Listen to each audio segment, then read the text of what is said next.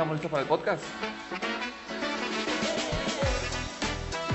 Aquí comienza el podcast nodo del Campus de Desarrollo Creativo.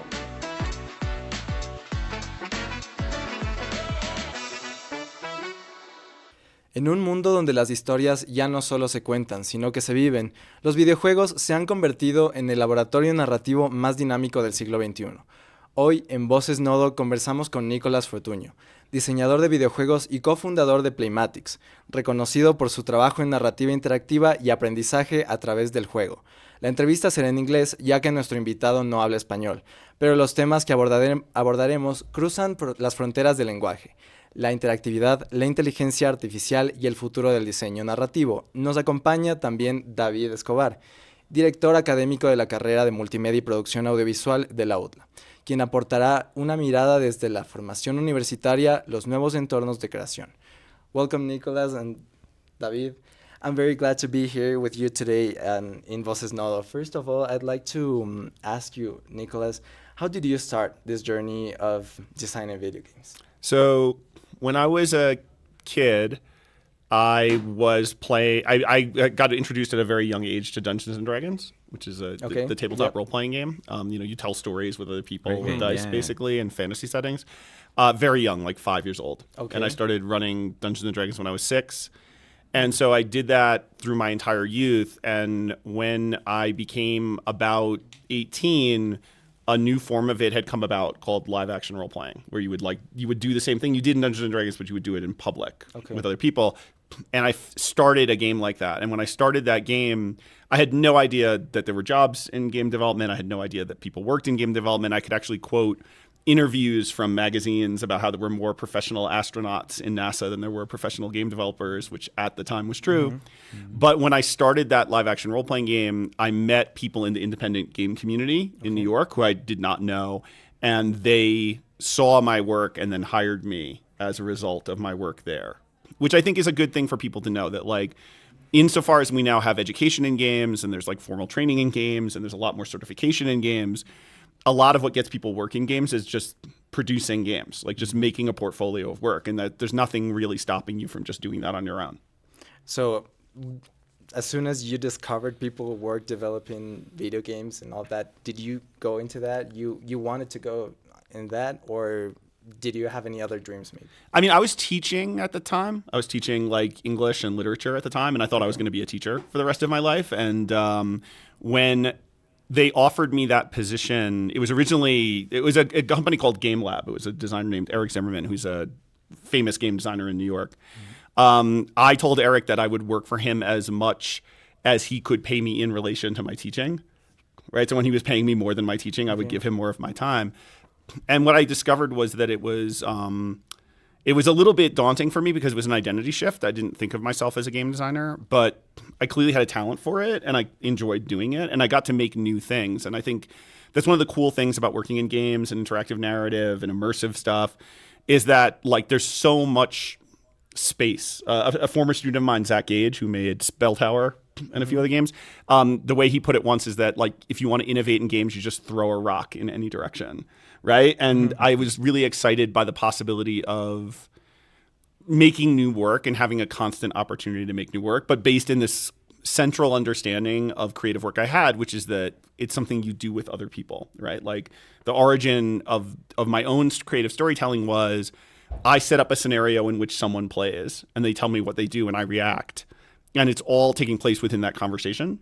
And I think that conversation is the most fascinating creative thing there is. And so everything I do is essentially about meeting somebody in my system, either with my system or as a part of my system, and then playing with them until we come up with something that's interesting. And I think that play is like the most fascinating creative space that exists.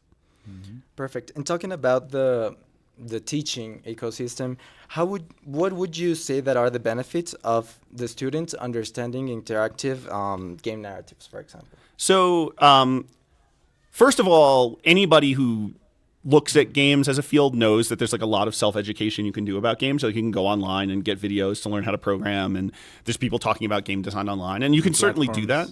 Yeah, I'm sorry? And you have a lot of platforms, learning platforms you can teach you yourself with, Yeah, and all of that stuff is great. Like people should do that. But like learning it in a formal, organized context, I think is just incredibly valuable because you get access to the expertise of the staff, which is just, I mean, these are people whose job it is to help you. So like they're there for you.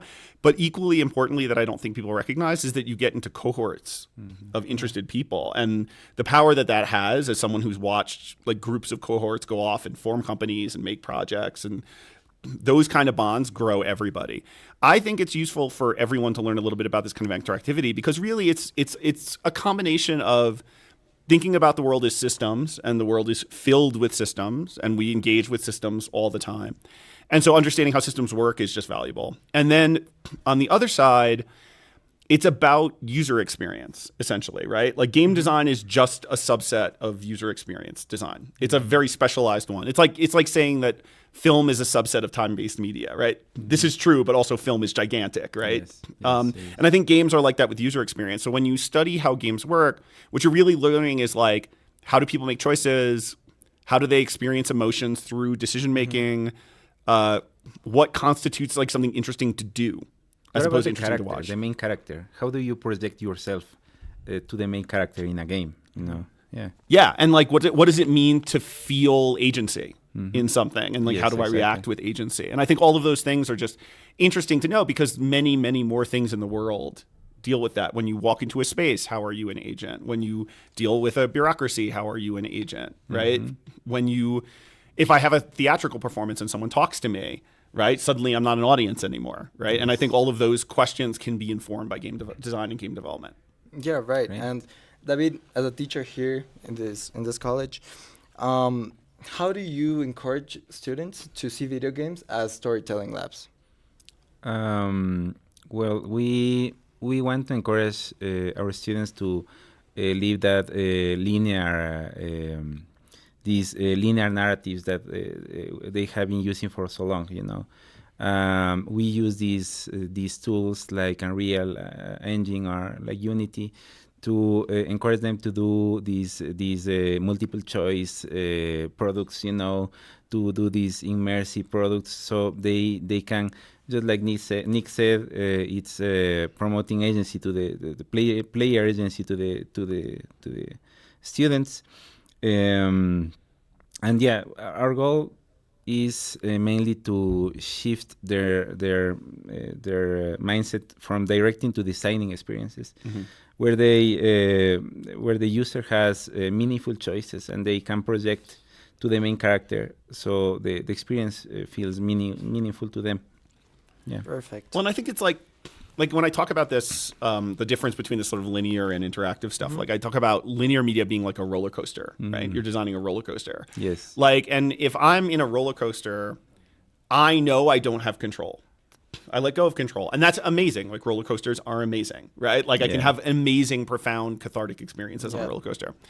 But if I put a steering wheel on the roller coaster and now I can turn the roller coaster, I'm not riding a roller coaster anymore. That's a new dimension, right? Like I'm thinking about steering. Yes. And thinking about steering is not riding a roller coaster. Yes. And that's, I think, the thing that is really important to understand between this work is that like once I know I have to do something, all of my emotional responses to what I do change. And the things that work in linear media don't work anymore. Because the point of linear media is I don't control the car. Yes. And how do you build new stories with the limited focus span that a lot of people have nowadays? Oh, I don't think people have limited focus. I think that's a myth, right? I think that we still have long form YouTube videos. People will watch short videos on TikTok, but they will sit and do it for 3 hours. Games have not gotten shorter at all, like not in any way whatsoever meaningfully. In fact, they've gotten longer, and to the pain of many adult game players, gotten longer. So I think what's happened is that the need for certain kinds of stimulation has changed. Our expectations of how much stimulation we're going to get from something from moment to moment have changed. And I think that's where things have altered. So I think it's much less that people have limited attention spans towards content. I think I could easily show you evidence that that's not true by pointing to the amount of time people spend on content. But the types of content they're spending time on are different. And so I think what we have to recognize is that well, I'm just a big believer that media just changes, right? Like tastes change, and then people just get interested in new things. So like short form video did not exist when I was young in any meaningful way. I mean, you could do it, right? I mean, there was nothing stopping someone from taking a camera and shooting 2 minutes of something and then putting it out. Just no one would watch it. It was not a thing, yeah. Right? But now that's what people expect, and so we have to figure out how to tell these stories. But it's I don't know. Like I think that like. I think we overestimate how new these things are. It's not surprising to me that all the people who got really good at podcasts were people from radio, right? They've been doing radio, like they know how to do podcasts, right? It's basically the same. Yeah, and like people doing interesting stuff on YouTube are people who are studying how to make things with film. It's just a different format. So I think it's mostly just teaching people a sensitivity to the audience and a sensitivity to audience needs, right? Like taste changes. Entertainment is always a market where you're always competing against all the other entertainment around. So part of what you have to do if you want to be a commercial artist is just think really hard about like, well, what do people consume now? And like, what is an interesting story I can tell within the landscape of what people do? Totally. Yeah, right. And for example, how you two inspire multimedia students in digital narratives, for example? How do you usually do it? How should we inspire? Yeah, how do you usually inspire students in digital narratives? Well, I think what has been good for us is that we encourage our students to focus on one core interaction or one core emotion, you know, and strip everything else away, so they can use this one core interaction to reach a goal, or to create or to build from there, you know, so they can focus on something. Yeah. That's the case with us. Yeah, I mean, in the environments I'm in, often students have no awareness of the range of content that exists in like interactive narrative and immersive stuff. It's not that well defined, honestly, right? Like it's like games, but it's a bunch of other stuff. So I usually start by teaching them a class where I just show them every crazy thing I've seen in like a survey, right? It's just like, here's like Twine experiences, and here's like old like hypertext experiences, and here's tabletop role playing, and here's like all these different kinds of games, including very weird things, and here's immersive theater. And I just let their heads explode. Because what's really cool about this time in history is that even games aren't a settled media, right? Like even games are changing all the time. And stuff that's weirder is not even formed as media yet. We don't, like I research immersive theater as part of my interactive narrative work. And like there aren't even really types of immersive theater yet. It's so early, right? Like everything that's made is new. And so the way I want to inspire people first is just by basically doing two things. Like one is what you were saying, right? Like lean into like the interactions, like think about the interactions, like think about that's what you're doing. And then look, there are all of these kinds of interactions, right? And not just these, but more you could create. And then what I find is that students see a magic in something that they want to do. Yes. Whether that's like seeing the first VR thing and realizing that they could immerse somebody in their story, or realizing that a play action could do something. Perfect. Do you have something to say? Yeah, I have a question for Nick. So what about, do you have any game or any media or any movie do you recommend any student to try, so they can understand this shift, or they can what would you recommend that any student should try? If I'm talking about interactive narrative and the relationship between interactivity and narrative, there's a couple pieces like I tend to ask people to look at. So there's a game-like experience by Anna Anthropy called Dysphoria that I usually show people. That's the first one. It's Anna Anthropy's autobiographic work about her gender correction surgery. All right. And what's really interesting about it is that it uses gameplay, but it's not like fully a game. It's a storytelling object using gameplay. All right. And it sort of demonstrates to people like, oh, this is how, like, by acting in a certain way, I can feel something. I think that's really interesting. If you're a hardcore game player, I always try to push people to Shadow of the Colossus. Like, Shadow of the Colossus is a tragedy. All like right. a traditional, like almost Greek tragedy of a character's flaw destroying them in the form of a third-person action game. And it's a really interesting example of constraint. Ueda, who designed that game, it's a very minimal game for its AAA status, and I think it's a really interesting example to look at. I also try to push people to look at a game called Kentucky Route Zero. As a way of seeing like what happens with things like this when you pull them in the direction of experimental film. Because Kentucky Route Zero is a story about the Appalachian region in the United States, which is around like the mountains in West Virginia. And it's really about debt and work and the relationship of debt and work to art.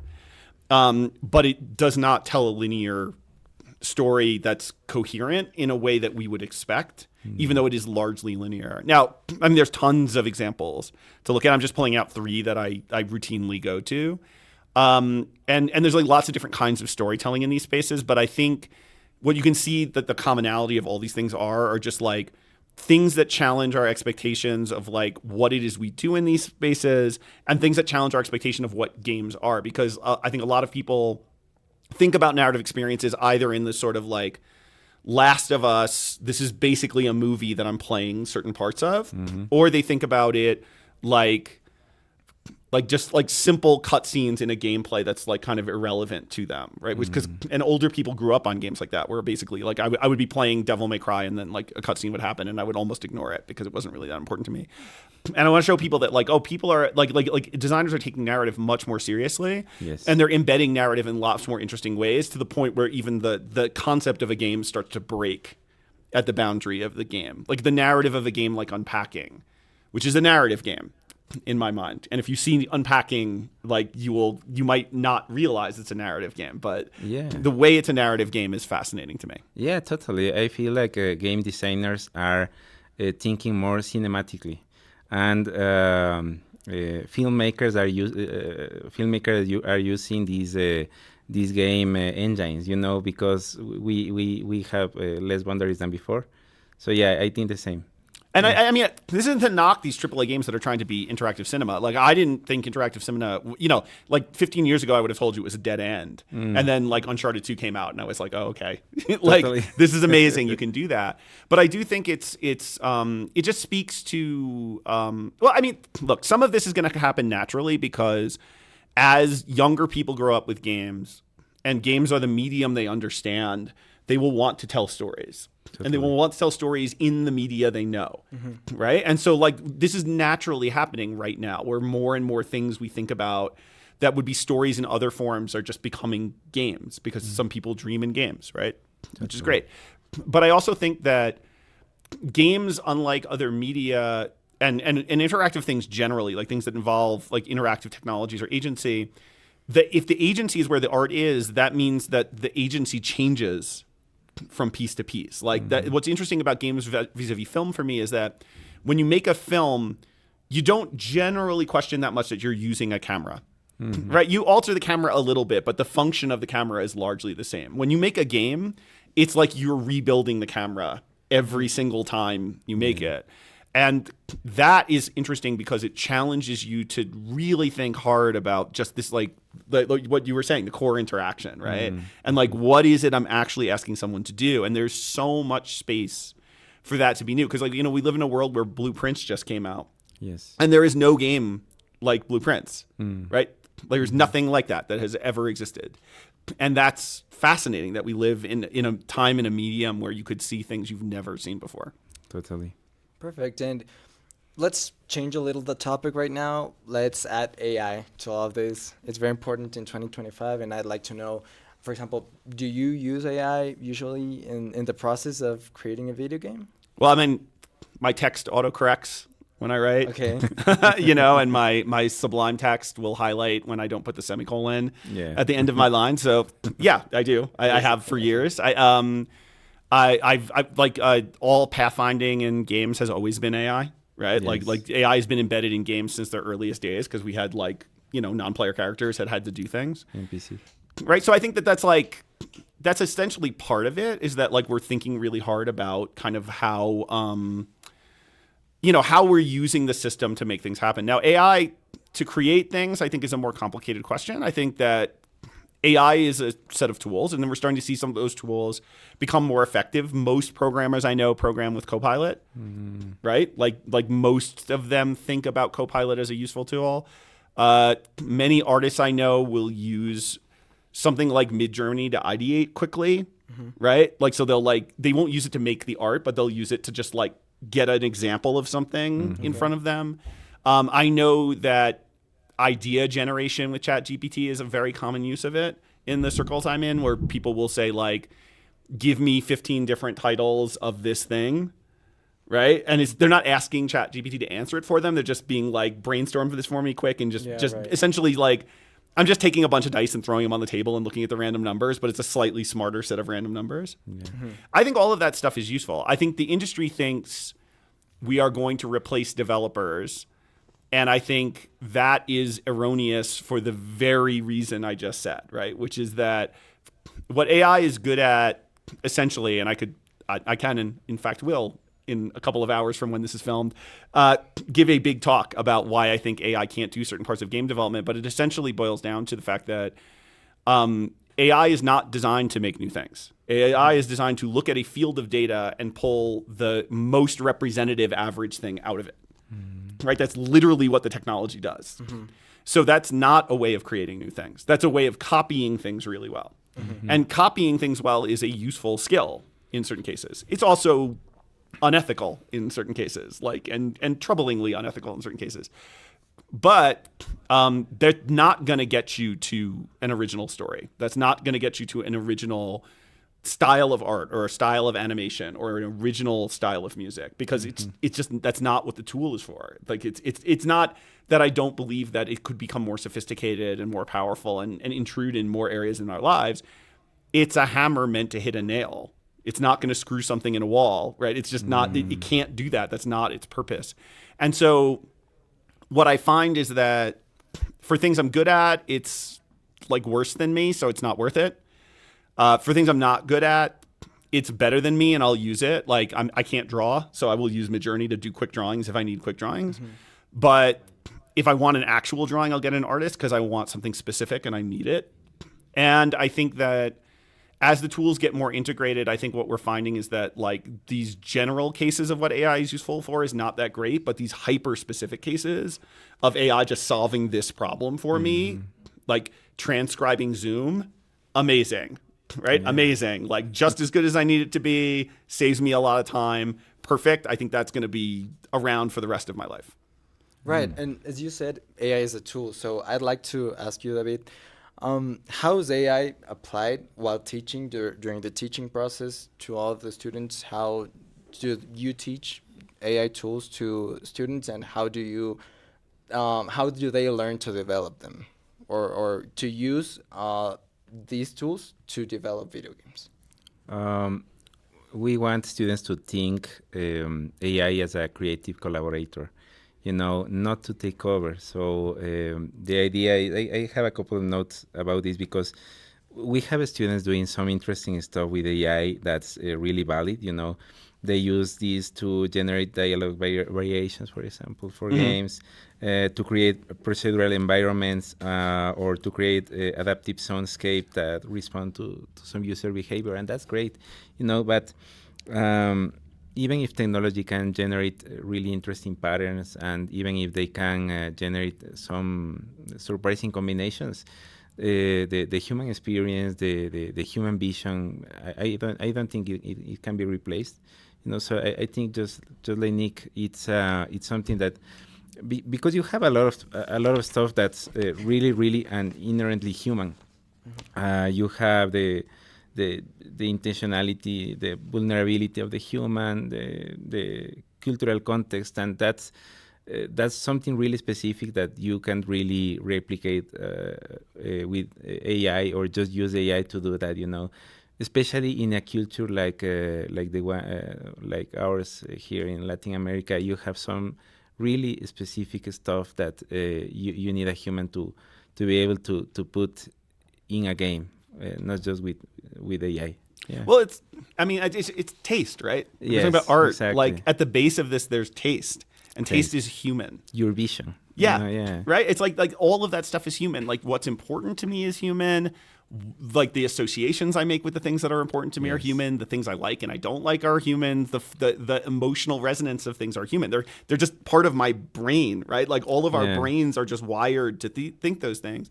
And even if we made machines that do it, we're making them emulate humans, right? So of course it's human. It's art, right? Like this isn't like us machining out little gears so that like the thing that mines the moon works, right? Like it's meant for humans to communicate with other humans, right? Like it's got to have humans in it somewhere. It wouldn't make any sense if it didn't. Like it would be nonsensical. And actually there's like whole fields of philosophy about this, like media archaeology, which is like machines talking to machines, right?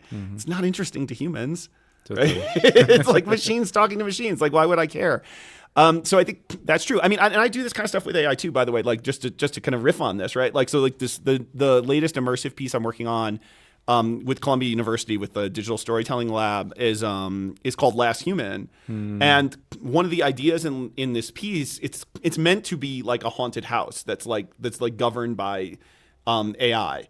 And so as you create things, as you go through the haunted house makes them for you as AI. And I think that's a terrific use of AI because there is no human way we could get people to create those assets. Totally. Like during the experience. But we also don't need those assets to be that great. Right? But that doesn't take us out of the equation as designers because we still have to figure out how do we get that information? How do we feed it to you? When should these things trigger? What is the aesthetic of this, right? And like, what do we want it to feel like when these things are created? And so I think like thinking about it as a kind of collaborator tool, yeah, David, I just agree completely. Like that's the handshake you want. And it doesn't take the place of what you do because you don't want it to. Totally. And what do you think students need to know while using AI in the moment of developing and creating a new video game? How should they use it responsibly? I really liked what Nick said, that I will use AI for the things that AI is better than me, like a tool. So if I don't really like to draw, if you study multimedia, it's difficult to be good at everything. So maybe you are a great game developer and you are great at coding and you are great at creating an immersive narrative, interactive story, but you really can draw. So it's great to use these tools for this graphic part.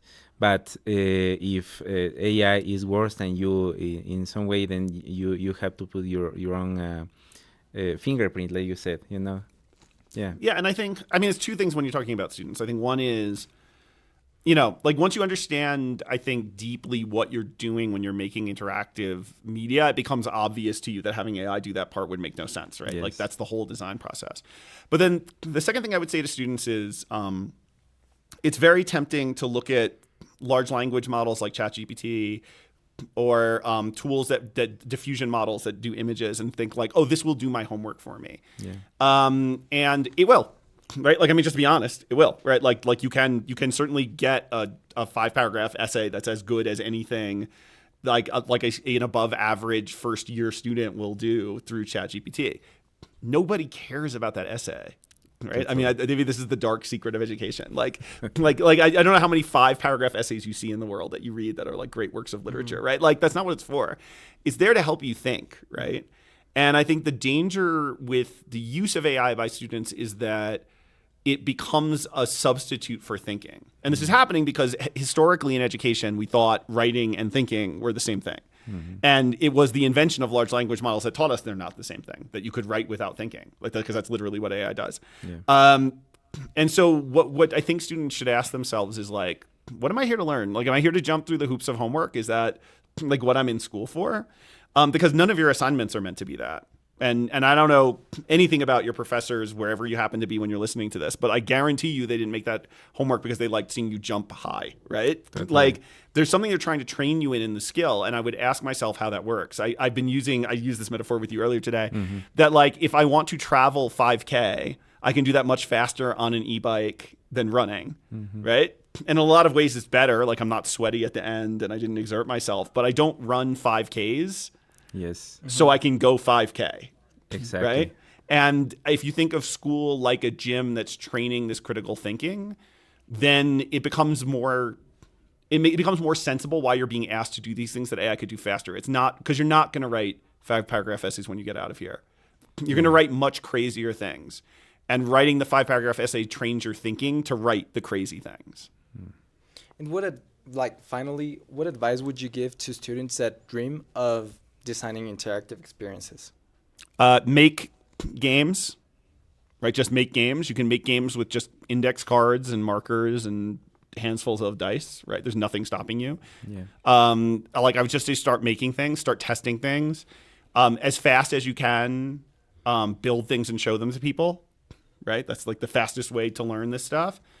So I would say that, and then just like try to consume as much of this stuff as you can, right? It's such an interesting time to live in where we have so much interesting work around, and so much of it is either free on the web or relatively cheap on Steam.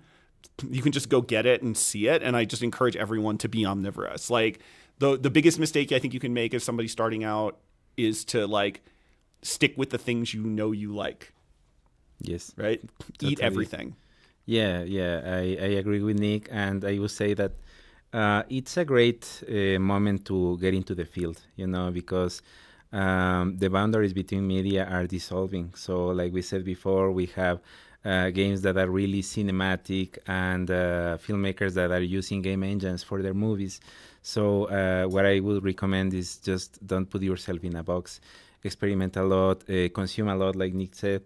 And use your cultural values, the territory you live in, these really interesting things you have from your culture to add to your narratives, because I think the future of media is hearing a lot of voices, a lot of different voices from different places. Yeah.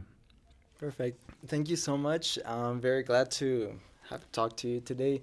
And thank you for coming, Nick, and also you, David. I'm very glad to have to talk to you. And is there anything else that you would like to say? I think I'm okay. Yeah, thank you for having me at this like really incredible university. Yeah, it has been great, and we need more guests like Nick to teach us about everything. Yeah. Perfecto, thank you.